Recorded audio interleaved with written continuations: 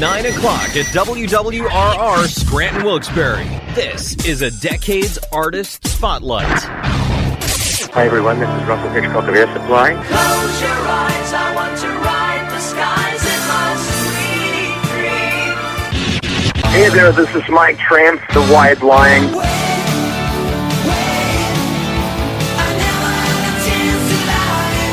This is Nick Varney from Cutting Crew.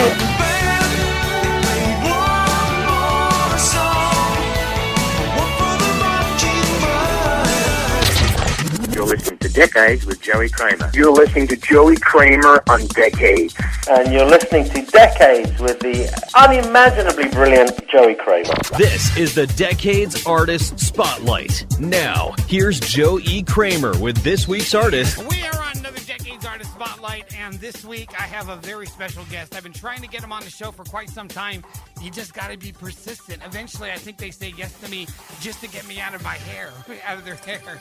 Musician, singer, songwriter.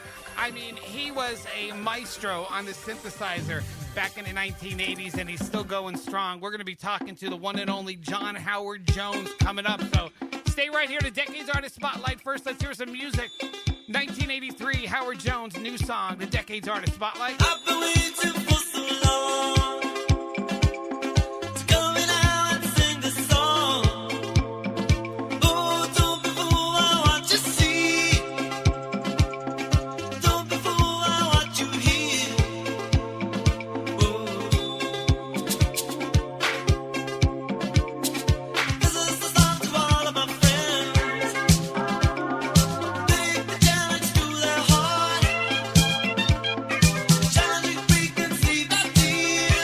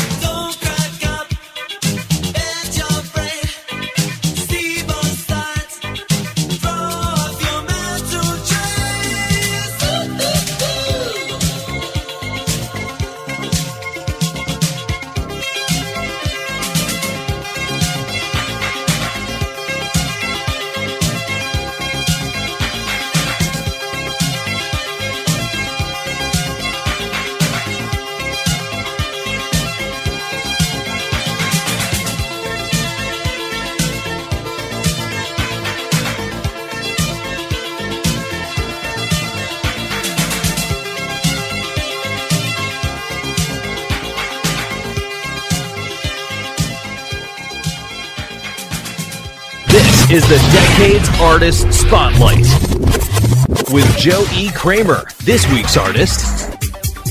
It's another Decades Artist Spotlight, and tonight it is a true honor. We are here with singer-songwriter, all-around incredible musician.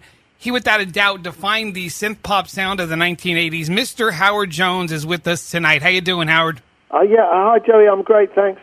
I'm good. 32 years since that first album, Humans Live, came out, but, it started well before that. So before I talk about what's going on right now, which I definitely want to get into, go back to the beginning, because you started classical lessons when you were, 7 years old? Yeah, that's right, yes.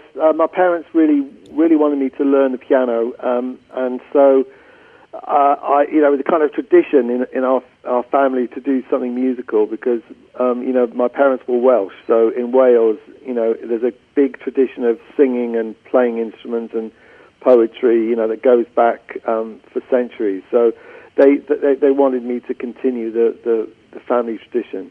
And, it's interesting because you say piano, but I was shocked because I always think of, when I thought of Howard Jones when I was growing up, I was a teenager in the 80s, and I thought of synthesizers, keyboards. I was shocked. I remember watching Live Aid and seeing you with the piano. Yeah. I wasn't used to seeing that. No, I think a lot of people were very surprised that day because they did associate me with, with the synth sound, and they thought really that was, but for me, anything with a keyboard works. And, I started on the piano, but anything with keys meant that I could get excited about it, And it goes way back for you because first organized band, you're about 14. You went to the Royal National College of Music. That was, you really started into the band. Talk about that first band when you were 14 years old. Yeah, well, I was living in Canada at the time. My parents emigrated to Canada for a short time before we came back, right.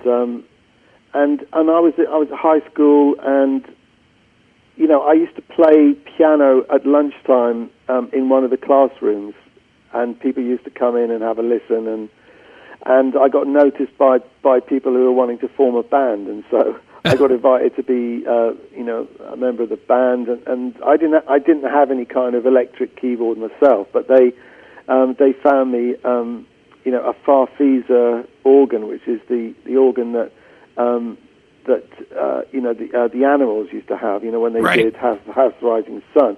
And so that was my first experience of playing an electric keyboard, which was really amazing. And I suppose that really fired me up then for the rest of my musical life. Well, the sound in the 60s had that, what did they used to call it, the Moog synthesizer, that all the bands seemed to be using in the late 1960s? Well, yeah, I don't know if all, I always think of hearing, the modular Moog on the Abbey Road album that the right. Beatles had. And also, the Beach Boys were very early users of the Moog as well. But, nobody could really afford those instruments, and there was only so few of them being made. And the first time I heard it being played live was in 1970 at the Isle of Wight Festival, and Keith Emerson sort of debuted ELP, and it was the first time that anybody's really heard the big Moog on a big rock stage, and that was incredible experience to be there. And it's interesting you said about Emerson that I've read that he's one of you kind of, when you did your first band, well, not your first band, but your band, it was called Warrior, you kind of merged the music of him and classical music together to get that sound.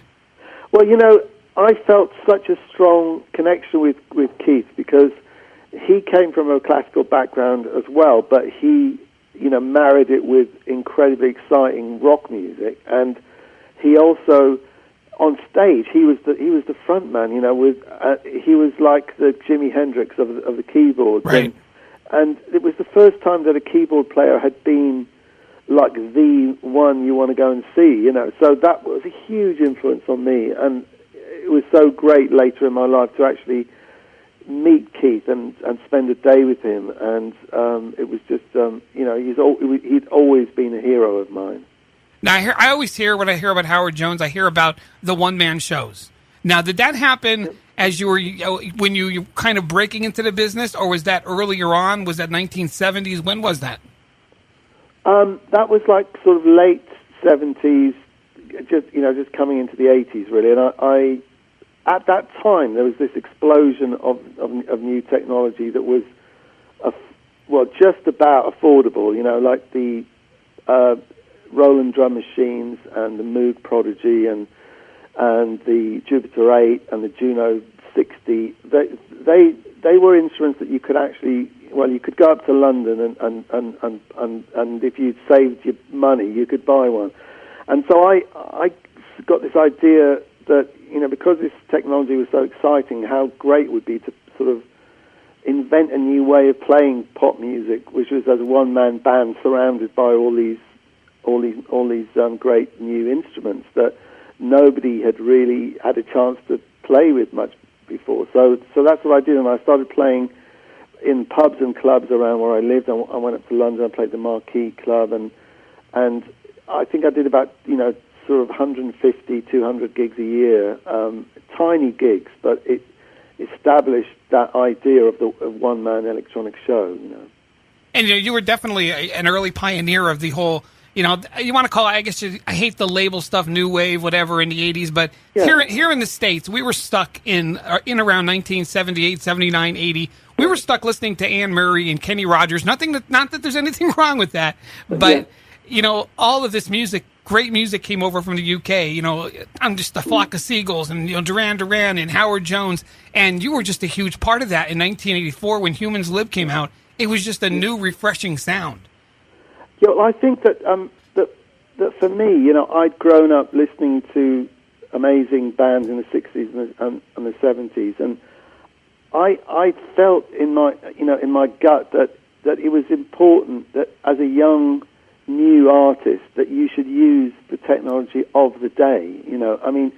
So many people had used the traditional rock band format and done it so well and really, established it in an amazing way. But if you're a young person, you don't want to follow in those footsteps. You want to try and break with tradition and do something new. And fortunately, that was the time that I was living in. So I really grasped onto that. And I think that, as you say, it was a fresh new sound that people really latched onto and kind of, understood straight away. I know when Humans Live came out, and songs like, New Song and What Is Love, my favorite song on Humans Live is Hide and Seek, which wasn't a big hit here in America, but I'm still today on my radio show, I'm big with playing the album tracks more than the hits. So, because a lot of times there's a lot of songs on albums that are so good that were never released to radio. And Hide and Seek, wasn't a hit here, but it's a fantastic song, one of my favorites. Well, thank you. Yeah, I think it still is my favourite song of mine throughout the whole career, and it was released as a single here, and it did. Right. I think it got to number 6 in the charts here, and so I was so pleased that such an ambitious track really could actually get into the charts. So I don't think it would have suited American radio at the time, but I still think that most people feel that's their favourite. And I always hear about New Song. Interesting that it was a song that you wrote when you were working in a factory when you wrote that song. Yeah, that's right. I was working in a saran wrap factory. I was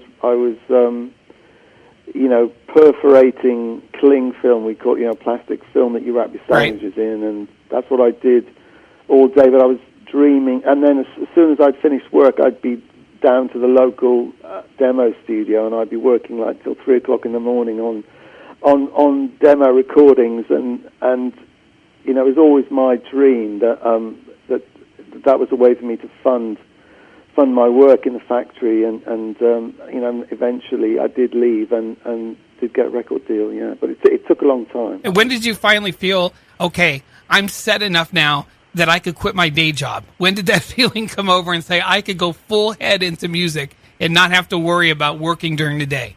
Well, it was a very fateful event happened to me, because I was working in the factory, and I realized that I was having to spend too much time during the day, that I needed to work on the music and to work on getting gigs and to develop all my ideas. And so I quit the factory, and I had this fruit and vegetable round that it which enabled me to have more free time. And during that one night, a drunk driver hit the front of the van that me and my wife were in, and she was trapped under the van and was quite seriously injured. And I realised to myself that we both could have been killed that night, and that we were so close to that that I thought, really, there's no time to waste. You just absolutely must pursue your real dream in life, and just go for it. And that was the moment when I decided, right, whatever happens, I'm going to do music, and I'm going to get there. And it was a big sort of pivotal moment for me in my life.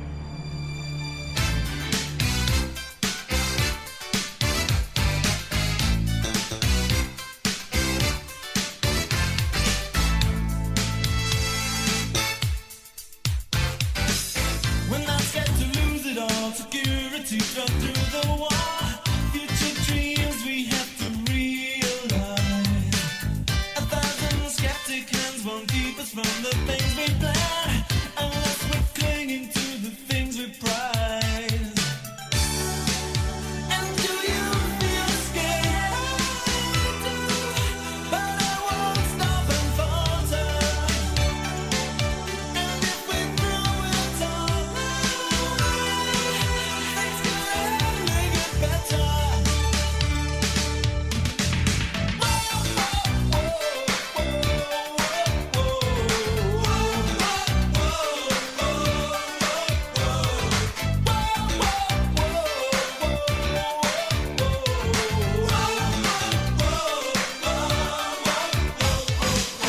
Treating today as though it was the last, the final show. Get to 60 and feel no regrets. It may take a little time, a lonely path, an uphill climb. Success or failure will not alter it. And do you feel scared?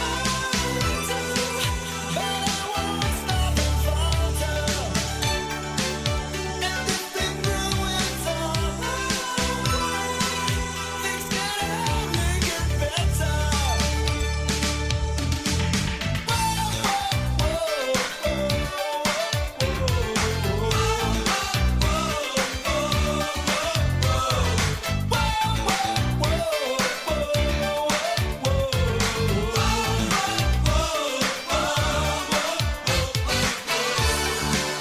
And do you feel scared? But I won't stop and falter. And if we throw it all away, things can only get better.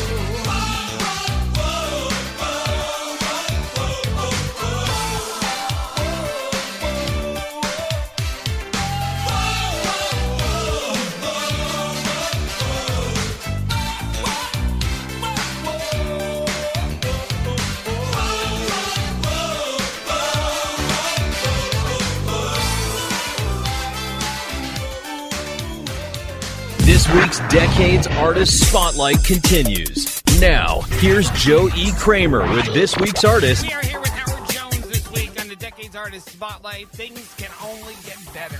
Another top 10 hit for him in the States. John Howard Jones, he will turn 62 years old. Unbelievable it's been that long. Fantastic guy. Incredibly nice guy, too. Because they're not all nice, believe me. Believe you me.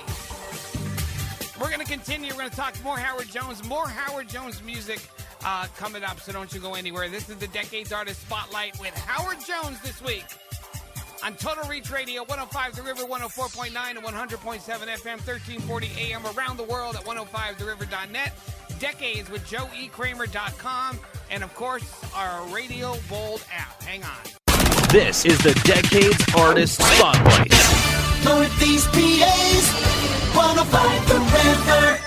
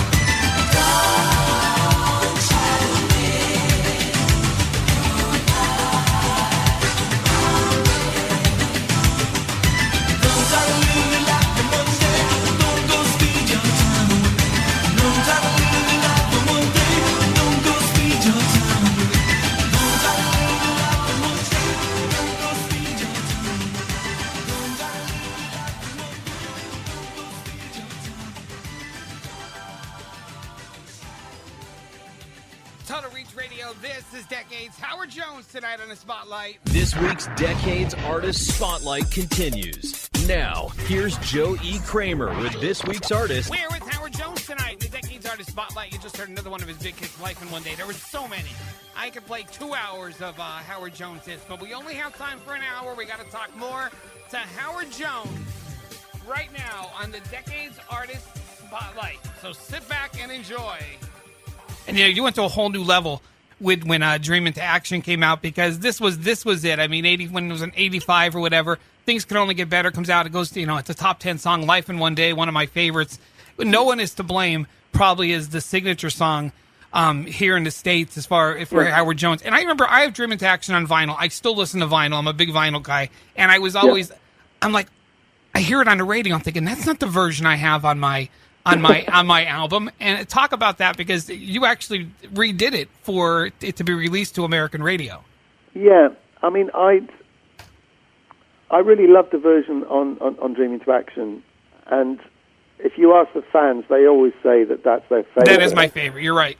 But I'd been spending a lot of time in America, and I've visited thousands of radio stations, and I was listening to pop radio everywhere I went, and I felt that song could be done in a way that would be more sort of radio friendly, because I so believed in the song, and I think that the way we'd done it on Dream Into Action, it was quite sparse and cool, but I didn't think it had, I thought there was another way to do it.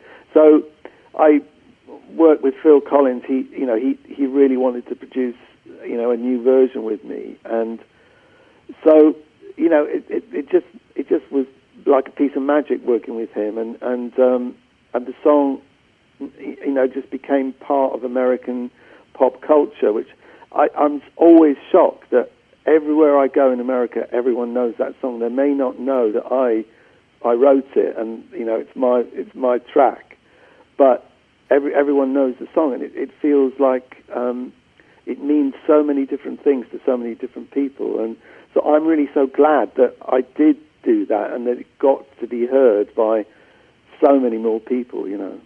And I could sit here and talk about all your albums for hours. Unfortunately, we don't have that much time, so I kind of want to skip ahead to more nowadays. But before I do that, when I look at the number, not only you, a lot of artists in the 80s, you were putting albums out every year, just about 83, 84, 85, 86. I don't know anybody who goes at that pace nowadays. No, I think some of the younger artists, manage to do that, but usually they have co-writers and they have sort of a big team of people working. Right, you wrote these songs. Yeah, that's right. And I mean, for me, actually getting down to write that many songs, you really have to be fired up to do it. And I was at that time. I was so fired up, and I so was loving what I was doing, and and so passionate about it that I suppose that a lot of work came out, and time just flew by. And when I was on the road, I used to write and have a studio in my dressing room, and so I was always I felt I had so much to say, so it all just poured out. And were you rather, what was your preference, to be on the road or to be in the studio? God, well, I think, I mean, for me, you can't have one without the other. Right. Personally, I love being in the studio and writing and creating new work, but if I can't see the people that are going to hear it, I don't feel it to be very fulfilling. I need to see the people and meet them and see how they react to the work. So really, it's like the introvert and the extrovert side, that come together. Touring is the extrovert, and being in the studio is when you go into yourself and you dig deep and you express those things that people don't normally have time to express in their busy lives. It's like you love writing the music, but if nobody's there to hear it, then what's the point of writing the music? Exactly. And you continued making music, obviously. I mean, like I said, we could talk for hours about your music, the 90s, right through the 90s. But when we get to the 21st century, one of my favorite albums, and in fact, I just listened to it a couple days ago because I haven't listened to it in a while, was an album called Ordinary Heroes. Oh, right, yes. It was one of my favorites because it was, not that it was different, but, the strings with the piano, and two of my favorite songs on there were the title track, Ordinary Heroes, which I loved, and a song which I always liked, but recently became more personal for me, a song called Soon You'll Go, because when I hear that song, I have a daughter who's just turned 18, she's getting ready for college, and when I hear that song, you think of that, because it's a happy time, but, it takes on a different meaning now that she's ready to leave the house. Well, it was exactly that situation that occurred with me. My daughter was just about to leave for university, and I was so excited for her gaining her independence, and at the same time, it was just tearing me apart that I wouldn't be seeing her every day, you know. And I thought so many parents and, you know, people with loved ones are going through this every day, and it's really important to articulate it. And I've had so many great stories about that song. People have written to me and said, you know, they played that to their son or their daughter, you know, at the point where they were, you know, leaving home, and so I feel it really. I think it really, you know, it really did that job for people, and I'm very proud of that song. It does, especially when the choir comes in, the Welsh choir comes in. That just always, and I can't play that song live because I just can't get through it. You know, it's so emotional to me that I can't relive it every night. I can't play it live. It just destroys me. And you know, that album did have you talk about the choir. It had a big sound like that, and that's when I could seg into the album Engage, which is another really. Anybody listening now, I urge them to listen to this album Engage, but listen to it with headphones, because I put my headphones on and I listen to it, and songs like The Walk, which sounds like, you know, vintage Howard Jones to me, and then you have songs like Five Pianos, which is different, but listening to it for some reason, putting the headphones on and listening to it, it's an experience, the whole album, and it's something different.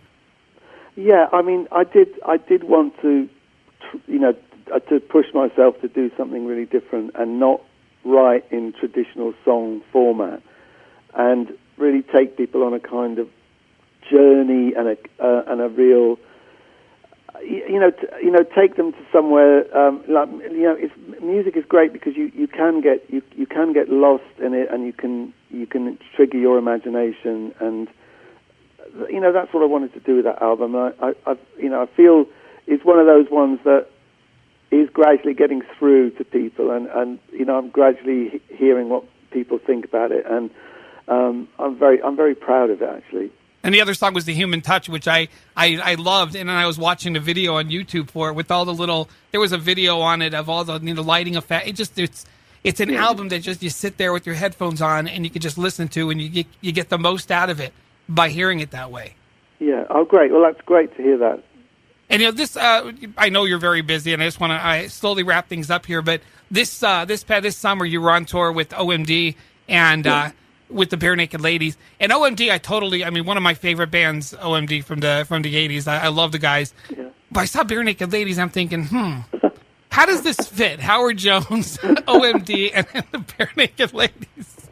Well, I mean, it was one of the reasons why I was very attracted to doing that tour, because obviously me and OMD, we have, you know, a connection, and we actually know each other. We came from the same era, but it was it felt really good to like, oh yeah, well, let's play to a new audience as well, you know, people who won't really know our music so well. This is a chance for us to introduce ourselves to a new generation, really. And the Bare Naked Ladies, you've got to hand it to them. They're very brave to do that. But anybody who saw the tour, you know, it worked really well. And you know, me and OMD, we gained a lot of new fans, and I think so did the Bare Naked Ladies as well.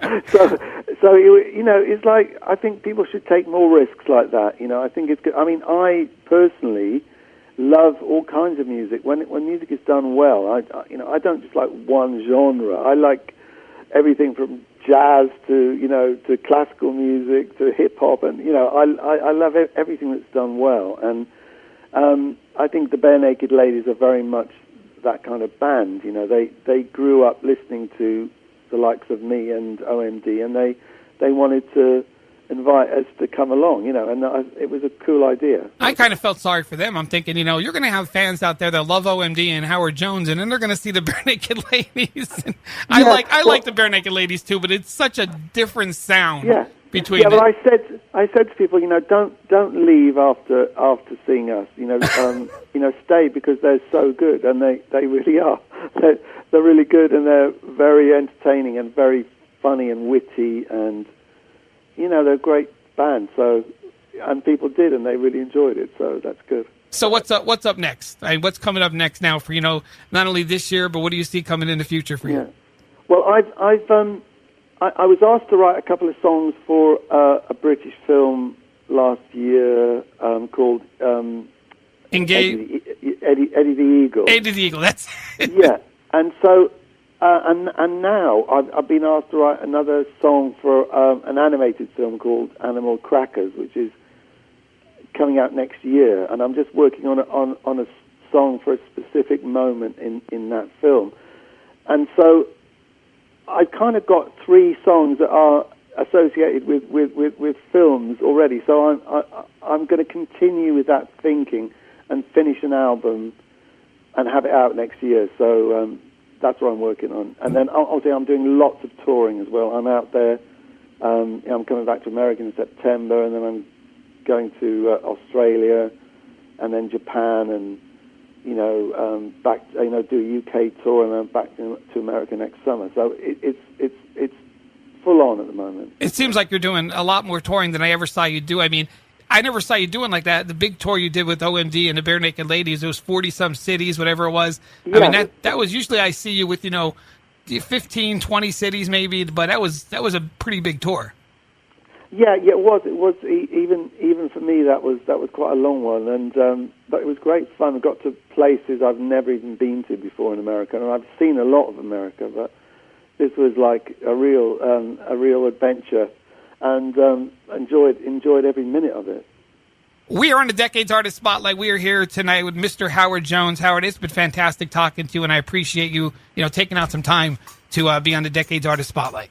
Well, great. Thanks very much, Joey. It's been a real pleasure to speak with you. Hi there, this is Howard Jones, and you're listening to Decades with Joey Kramer.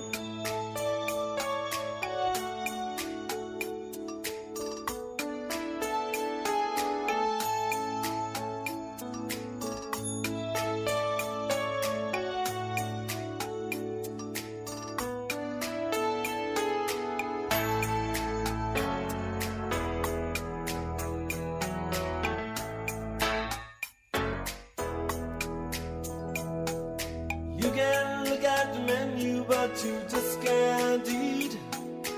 You can feel the cushions, but you can't have a seat. You can dip your foot in the pool, but you can't have a swim.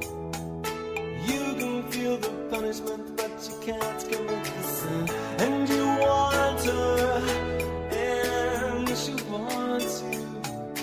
We want everyone.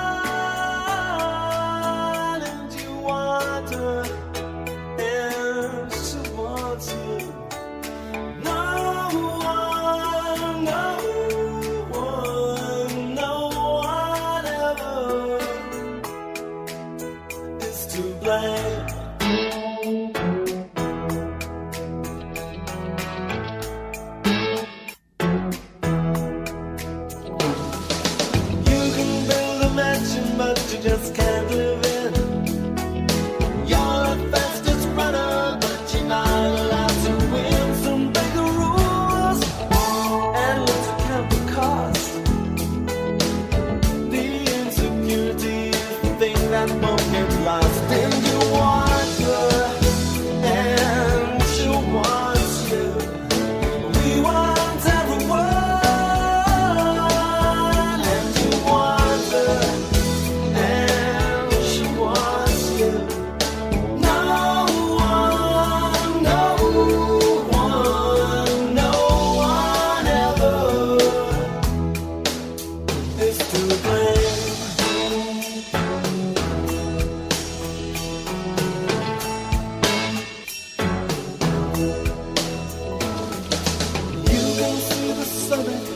But you can't reach it. It's the last piece of the puzzle, but you just can't make it fit. Doctor says you're cured, but you still feel the pain.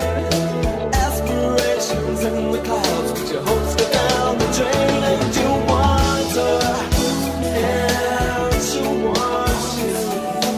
We want everyone, and you want her. No one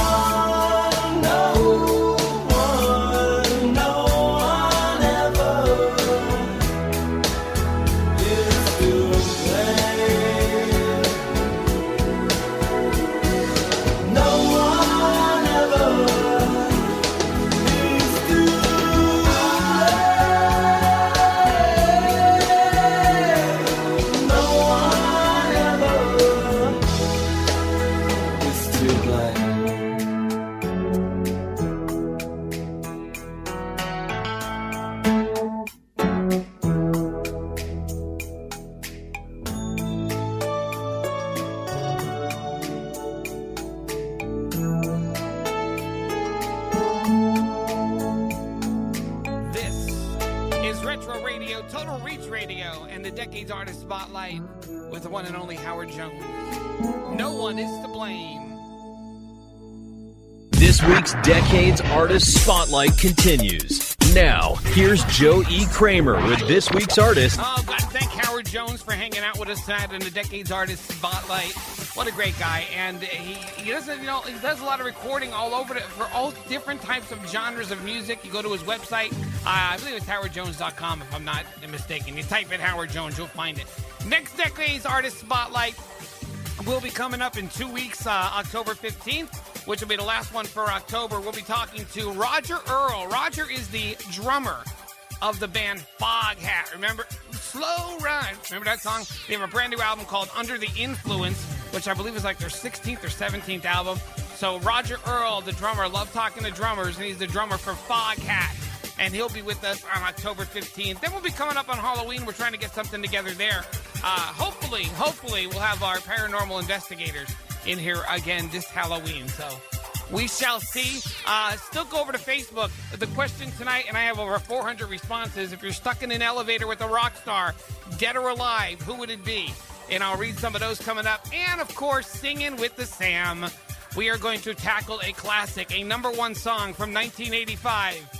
Raised a lot of money. And I don't think our singing will hurt it, but, it never helps. It's all straight ahead. This is Decades on Total Reach Radio, 105 The River, 104.9 and 100.7 FM, 1340 AM around the world at 105theriver.net. Decades with joeekramer.com. And, of course, the Radio Bold app for your iPhone or Android device. We'll be right back. Hang on.